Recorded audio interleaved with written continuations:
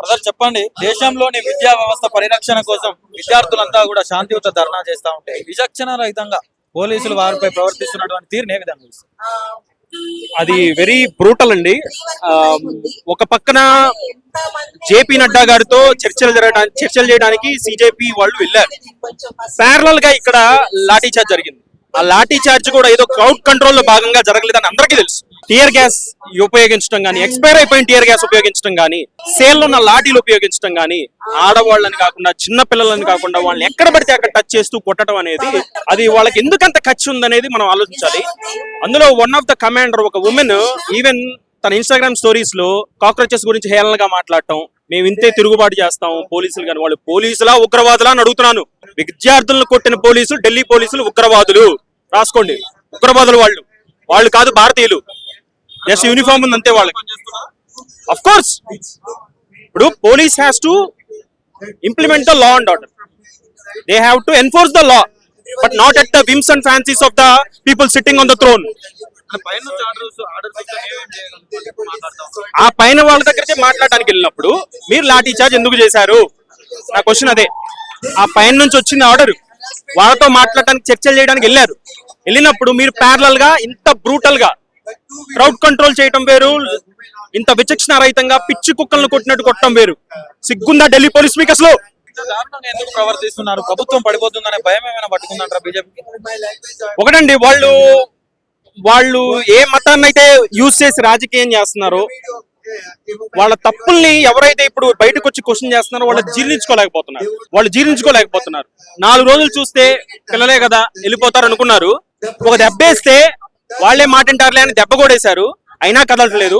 30 రోజుల నుంచి శాంతియుతంగా పార్లమెంట్ దగ్గర జంతర్ మంతర్లో ధర్నా చేస్తున్న పిల్లల్ని పార్లమెంట్ ముట్టడి చేస్తారనో లేకపోతే పార్లమెంట్ దాడి చేస్తారనో సిగ్గు లేకుండా కొట్టడం అనేది ఎంత సిగ్గుమాలిన పని అని అడుగుతున్నాను. సిస్టమ్ వల్ల మా జీవితాలు ఆగమైపోతున్నాయి అని చెప్పేసి వాళ్ళు నిరసన కార్యక్రమాలు చేస్తా ఉంటే వీళ్ళంతా దారుణంగా మహిళలను చూడకుండా కూడా విచక్షణ రహితంగా వాళ్ళు ప్రవర్తిస్తూ ఉంటారు. వీళ్ళకి ఒకటే అండి, వీళ్ళకి సింపుల్. ఒకరు ఎవరన్నా ప్రశ్న అడిగితే వాడు యాంటీ హిందూ అంటారు. వాళ్ళని క్వశ్చన్ చేస్తే వాళ్ళని సేమ్ చేయటం, తీవ్రవాదులు అనటం, యాంటీ నేషనల్ అనటం, రాముణ్ణి తిట్టారంటాం. నేను ఒకటే అడుగుతున్నాను, రాముణ్ణి యూజ్ చేసి మీరు రాజకీయం చేసుకున్నన్ని రోజులు రాముణ్ణి మేము ప్రశ్నిస్తాం. రాముణ్ణి ఎందుకు యూజ్ చేసుకుంటున్నారు మీరు రాజకీయానికి? తిరుపతి లడ్డు ఇష్యూ ఏమైంది? తిరుపతి లడ్డులో కల్తీ అయిందని చెప్పకుండా, సింపుల్ ఎగ్జాంపుల్, తిరుపతి లడ్డులో కల్తీ అయిందని చెప్పకుండా జంతు గోవు కలిసిందని చెప్పి ప్రజల్ని రెచ్చగొట్టింది ఎవరు? పవన్ కళ్యాణ్ కాదా? ఎలుగెత్తు ఎదురించు అన్నాడు, యువతని రాజకీయాల్లోకి రమ్మన్నాడు. ఇప్పుడు ఎందుకు కామ్ గా ఉన్నాడు పవన్ కళ్యాణ్ అడుగుతున్నాను నేను. ఇంతమంది మెంటల్ హెల్త్ ప్రాబ్లం అయి చచ్చిపోతే విద్యార్థులు, పవన్ కళ్యాణ్ ఎందుకు కామ్ గా ఉన్నాడు? చంద్రబాబు నాయుడు గారు ఎందుకు కామ్ గా ఉన్నారు చెప్పాలి నాకు. ఎందుకు నరేంద్ర మోడీ గారిని కలిసి బొకేలు ఇస్తున్నారు, రాముడు విగ్రహాలు ఇస్తున్నారు? ఎన్ని రోజులు యూజ్ చేసుకుంటారు రాముడిని? కాక్రోచ్ జనతా పార్టీ ముసుగులో రాజకీయ కుట్రలు జరుగుతున్నాయని చెప్పేసి మాట్లాడుతున్నారు. కాక్రోచ్ జనతా పార్టీ స్థాపించిన వాళ్ళు అదర్వైజ్ మీరు ఎలా స్టార్ట్ అయిందో తెలుసు మీకు. అది ఒక హేళన నుంచి స్టార్ట్ అయింది. మీరేంట్రా చేసేదని ఒక హేళన. సుప్రీంకోర్టు చీఫ్ జస్టిస్ అంటే ఒక స్టేటస్ ఉంటుంది. Supreme court is the highest position in India. అక్కడ కూర్చున్న అతను హేళనగా విద్యార్థుల్ని, సోషల్ యాక్టివిస్టులని, ఆర్టీఐ యాక్టివిస్టులని మీరు కాక్రోచ్లు అంటే ఎవరు తీసుకోరు. ఇప్పుడు నేను అంటున్నాను, ఢిల్లీ పోలీస్ మీరు దున్నపోతులు, మీరు ఇప్పుడు స్టార్ట్ చేయండి, మాకు స్వయం ప్రతిపత్తి కావాలి గవర్నమెంట్ నుంచి అని. వాళ్ళని నేను దున్నపోతులు అంటున్నాను, వాళ్ళ మీద చలనం లేదు. ఇప్పుడు మనిషికి కాన్షియస్నెస్ ఉంటుంది కదండి, ఎవరిని కొడుతున్నాము, ఎక్కడి నుంచి ఎక్కడ కొడుతున్నాము, వేస్ట్ పైన కొట్టకూడదు. పోలీస్ రీస్ట్రైంట్ ఉండాలి ఎప్పుడు కూడా. దెబ్బ పడాలి అంటే దారుణం అయితే తప్ప పడకూడదు. అలాంటి ఢిల్లీ పోలీసులు నేను దున్నపోతులు అంటున్నాను. మీకు సిగ్గుంటే మీరు మైండ్ పెట్టి ఆలోచించండి. ప్రజల్ని, విద్యార్థుల మీద దెబ్బ పడిందా? ఢిల్లీ పోలీస్ మైండ్ ఇంకోసారి వాళ్ళకి బాడీ కెమెరాలు పెట్టండి. పోలీసులకి బాడీ కెమెరాలు ఉండాలి. ఇష్టం వచ్చినట్టు అమ్మాయిల్ని ముద్దులు అంటున్నారంట, లేకపోతే ఎక్కడ పడితే అక్కడ టచ్ చేయడం, చెంపల మీద పెళ్ళా కొట్టడం. ఇదేమన్నా వీధిలో కొట్లాట?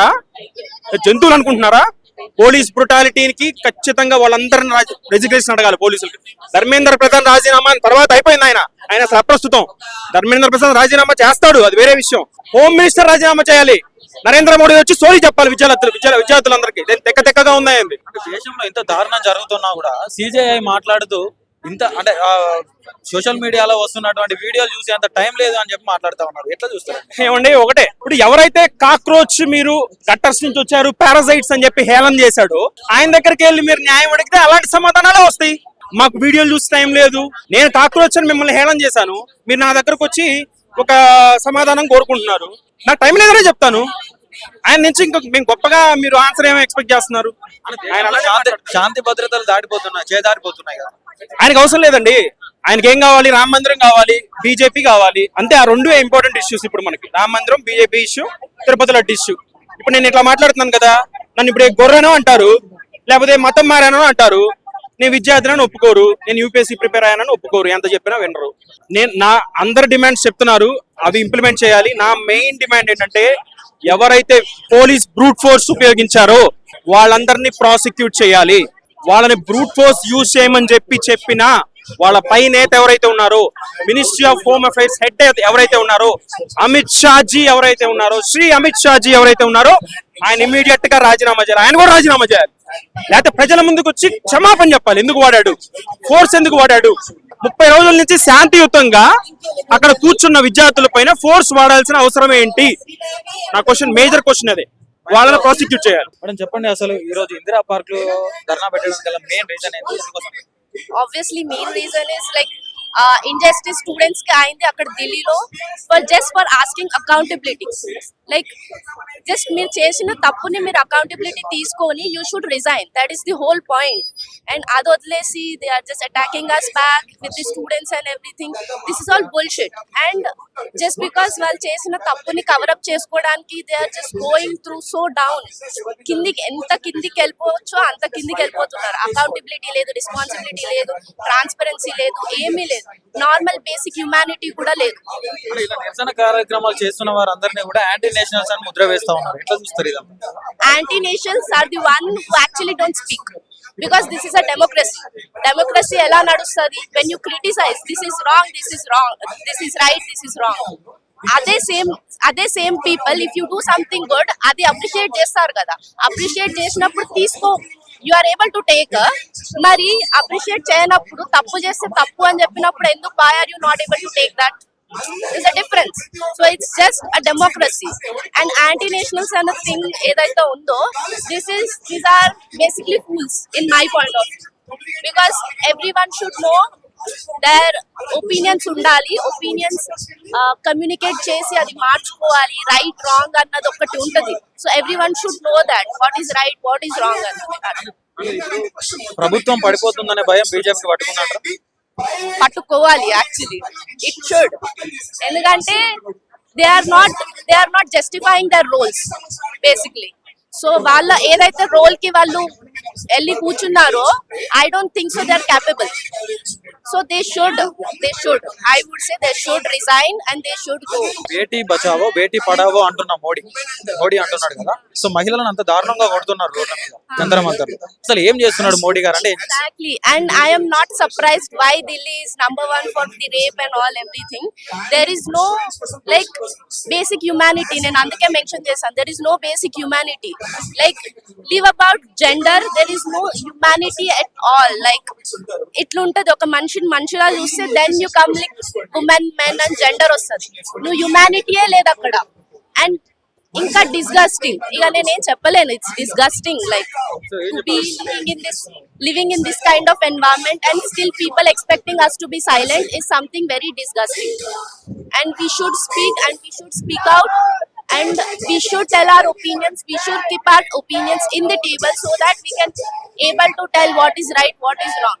And the currently all the politics ఎవరైతే ఉన్నారో, they are not capable of holding a country. If they are not capable, they should resign. That's it. Brother చెప్పండి, అసలు జంతర్ మంతర్ లో ఏం జరుగుతుంది? విద్యా వ్యవస్థ పరిరక్షణ కోసం విద్యార్థులంతా శాంతియుత నిరసన కార్యక్రమాలు చేస్తా ఉంటే, ఒకవైపు పోలీసులు విచక్షణ రహితంగా విద్యార్థుల మీద దాడి చేస్తున్న పరిస్థితి ఎట్లా చూస్తారు? పోలీసులు దాడి అనేది అసలు చేయకూడదు. ఎందుకంటే కాన్స్టిట్యూషన్ లో ఎక్కడ ఏ లాలో దాడి చేయడం, ప్రతి లాలో దాడి చేయడం అనేది తప్పు. ఏ లా చూసుకున్నా దాడి చేయమని ఎక్కడ ఉండదు. స్టూడెంట్స్ అనేవాళ్ళు, ఇన్ జనరల్ ప్రొటెస్టర్స్ అనేవాళ్ళు ఎలా చేసినా కూడా పోలీసులకి దాడి చేసే హక్కు లేదు, అది తప్పు. దానికి వ్యతిరేకంగా స్టూడెంట్స్ మళ్ళీ పోలీసుల మీద దాడి చేస్తున్నా, అది కూడా తప్పు. రెండింటిని ఖండిస్తున్నా. రెండు తప్పే. నేను ఏది కరెక్ట్ అని చెప్తలేను, రెండు తప్పే. కానీ పోలీసులు ముందు దాడి చేయకుండా ఉండాల్సింది. స్టూడెంట్స్ ఏం చేసినా కూడా దాడి చేయకుండా ఉండాల్సింది. ఇంకా వేరే విధానాలు ఉన్నాయి, దాన్ని డీల్ చేయడానికి వేరే విధానాలు ఉన్నాయి. They should have use that. కానీ ఇలా దాడి చేయడం అనేది మాత్రం చాలా తప్పు. అంత దారుణంగా ప్రవర్తించాల్సిన అవసరం ఏముంది? ప్రభుత్వం పడిపోతుందనే భయం కింద బీజేపీకి పట్టుకుందంటారా? ఖచ్చితంగా పట్టుకొని ఉంటది. ఇప్పుడు ఇది ఓన్లీ ఢిల్లీలో జంతర్ మంతర్ లో లైక్ పెద్దగా జరుగుతుంది, కానీ దేశం మొత్తంలో ఇది స్టార్ట్ అయినప్పుడు ఖచ్చితంగా ప్రభుత్వానికి భయం పుడుతుంది కదా, ఇది మాకు ఎఫెక్ట్ అవుతుంది, నెక్స్ట్ ఎలక్షన్స్ లో ఎఫెక్ట్ అవుతుంది, ఆర్ ఇప్పుడే బై ఎలక్షన్స్ ఛాన్స్ ఉంటుంది, ఇలా భయం పడుతుంది. కాబట్టి వాళ్ళు అలా పోలీసులకి వాళ్ళు పోలీసులు అడిగితే ఏమంటున్నారు, మా అధికారులు మా హైయర్ అప్స్ మాకు అట్లా చెప్పారు కాబట్టి మేము అలా చేస్తున్నాము. హైయర్ అప్స్ ఎందుకు చెప్తారండి? వాళ్ళకి మాత్రం పిల్లలు ఉంటారు కదా, వాళ్ళ పిల్లలు లాంటి వాళ్ళే కదా వీళ్ళు కూడా. కానీ అయినా కూడా వచ్చి అలా కొట్టారు అంటే ఇక వాళ్ళకి ఏం ప్రయోజనం ఉన్నాయో మనకు తెలియదు కదా. పరీక్ష రద్దుతోని వేలాది మంది విద్యార్థులు నష్టపోయిన పరిస్థితి. దానికి బాధ్యత ప్రభుత్వం ఎందుకు తీసుకోవట్లేదు? అదే అడుగుతున్నాం మేము, దానికోసమే ప్రొటెస్ట్ చేస్తుంది. తీసుకోవాలి. మేము ఇప్పుడు ఆల్మోస్ట్ నెల రోజుల నుంచి అక్కడ ఢిల్లీలో ప్రొటెస్ట్ అవుతున్నా కూడా గవర్నమెంట్ వచ్చి ఒక్కసారి కూడా మాట్లాడలేదు, సరిగ్గా ప్రాపర్ గా పబ్లిక్ లో వచ్చి మాట్లాడలేదు. అవును, మొన్న సిజేపీ వాళ్ళని పిలిచారు, కాకపోతే అది ఓన్లీ ఒక స్పోక్స్ పర్సన్ ని పిలిచారు, రూమ్ లో కూర్చోబెట్టి మాట్లాడారు, ఒక లెటర్ తీసుకున్నారు. కానీ పబ్లిక్ లో వచ్చి అక్కడ జంతర్ మంతర్ కి వచ్చి పార్లమెంట్ ముందుకు వచ్చి ఎవ్వరు మాట్లాడలేదు. పార్లమెంట్ సైడ్ మాట్లాడదామని వెళ్తున్న వాళ్ళ మీద దాడి చేశారు. అంటే ఎవరైతే ఇప్పుడు నిరసన కార్యక్రమాలు చేస్తా ఉన్నారో వాళ్ళందరినీ కూడా యాంటీ నేషనల్స్ అని చెప్పి మాట్లాడతాం. ఇప్పుడు యాంటీ నేషనల్స్ అనేది ఎవరైనా యాంటీ నేషనల్స్ అనేది ఎట్లా అంటే దేశాన్ని డెవలప్ చేయకుండా ఆపడం, ఆర్ ఏదైనా లేనిపోని గొడవలు తీసుకురావడము, అలాంటి చేస్తే యాంటీ నేషనల్స్ అంటారు. కానీ ఇక్కడ మేము అడిగే క్వశ్చన్ ఏంటిది, మొన్న ఇథనాల్ దాని గురించి, ఇథనాల్ 20% ఏ దేశంలో లేదు, మన దేశంలో ఎందుకు ఇస్తున్నారు? నీట్ పేపర్ లీక్ అయింది, ఎందుకు మీరు రెస్పాన్సిబిలిటీ తీసుకోవట్లేదు? అవి కరెక్ట్ క్వశ్చన్సా కాదా చెప్పండి? కరెక్ట్ క్వశ్చన్సే కదా. అలాంటి క్వశ్చన్స్ అడిగినా కూడా యాంటీ నేషనల్స్ అంటుంటే మాత్రం అది అడిగే వాళ్ళ తప్పు, స్టూడెంట్స్ తప్పు కాదు, ఇంకెవరి తప్పు కాదు. We live in democracy. మనం ఒక డెమోక్రసీలో ఉంటున్నాము. డెమోక్రసీ ఒక రైట్ ఈజ్ టు క్వశ్చన్. డెమోక్రసీలో ఉన్న ప్రతి ఒక్కరు has right to question the government if they do something wrong, if they do something that puts the country at risk.